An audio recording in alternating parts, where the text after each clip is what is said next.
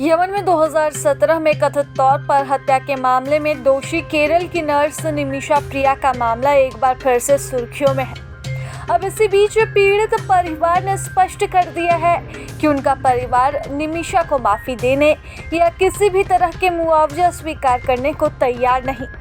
एक इंटरव्यू में तलाल मेहंदी के भाई ने कहा कि शरिया कानून के तहत किसास की मांग दोहराई और कहा कि निमिषा को उसके अपराध के लिए सजाए मौत ही दी जानी चाहिए। इसके अलावा उसके भाई ने भारतीय मीडिया में चल रहे तमाम खबरों को सिरे से खारिज किया, जिसके अनुसार उसके भाई तलाल ने निमिषा के साथ दुर्व्यवहार किया था और उसका पासपोर्ट जब्त कर लिया था।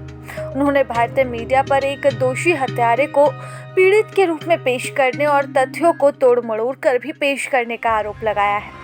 उन्होंने कहा कि कोई भी व्यक्तिगत या पेशेवर विवाद, चाहे वह कितना भी गंभीर क्यों न हो, इतनी क्रूर हत्या, शव के टुकड़े करने और उसे छुपाने को सही नहीं ठहराया जा सकता। उन्होंने बताया कि निमिषा और तलाल के बीच संबंध पहले प्रोफेशनल थे, जो बाद में व्यापारिक साझेदारी में बदल गए और फिर उनका विवाह हुआ, जो लगभग 4 सालों तक चला। भाई कहता है कि हमें न केवल इस क्रूर अपराध के कारण दर्द हुआ, बल्कि लंबी और पीड़ादायक कानूनी प्रक्रिया ने भी हमें बहुत तकलीफ दी है। उन्होंने किसी भी तरह की बातचीत या फिर ब्लड मनी समझौते को स्वीकार करने से साफ इनकार कर दिया है।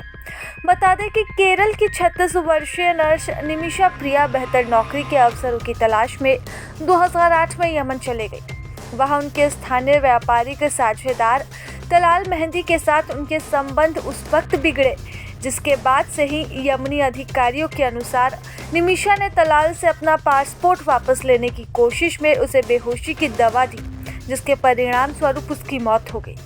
इसके बाद निमिषा और एक अन्य नर्स के कथित तौर पर उसके शव के टुकड़े किए और फिर एक पानी के टैंक में फेंक दिया।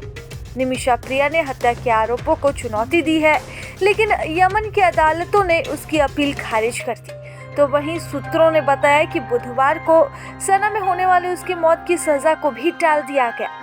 माना जा रहा है कि सजाए मौत को स्थगित करने के कारण भारत सरकार की ओर से किए जा रहे तत्काल राजनयिक प्रयास हैं, ताकि मामले के समाधान के लिए और वक्त मिल सके।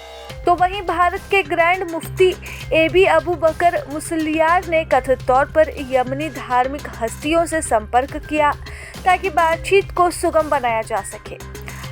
कबीलाई नेताओं, धार्मिक विद्वानों और पीड़ितों के रिश्तेदारों के साथ बैठकें चल रही हैं, ताकि अंतिम वक्त में सुलह की संभावना तलाशी जा सके और निमिषा प्रिया को वहां से बाहर निकाला जा सके। प्रभातखबर.com, विश्वास वही, रफ्तार नहीं।